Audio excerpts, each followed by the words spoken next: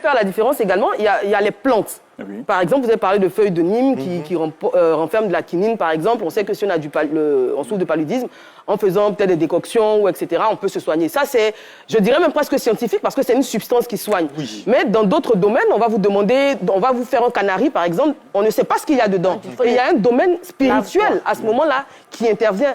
Donc, la médecine traditionnelle n'est pas forcément, vous voyez ce que je veux dire? Et on te défend même de demander Voilà, ce qu'il y a dedans. voilà, et souvent même, il y a des interdits. On vous dit, si vous faites ça, il ne faudrait pas avoir de rapport, par exemple, il ne faudrait pas faire tout ça.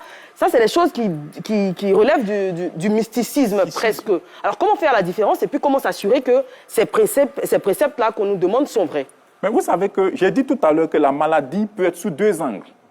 Qui en Afrique, depuis nos grandes sommités, jusqu'au plus humble citoyen, peut dire qu'il ignore les réalités spirituelles d'Afrique. Non, ça existe. Mais il y a eu des malades qui ont souffert de maladies spirituelles, qui ont été guéris par des techniques spirituelles. Donc, c'est une réalité qui existe. Et chez les Occidentaux dont on parle, qu'on prend aujourd'hui comme référence, mais prenez le fou. Mais ils savent que pour traiter un fou, on a besoin de faire appel à un autre sens. Les malades mentaux, comme on dit. Ah, très bien. Les malades mentaux, les fous, etc. On dit plus. Bon, les malades mentaux, bon, merci. Nous, on est tradis praticiens, hein? Donc, les malades mentaux, vous voyez.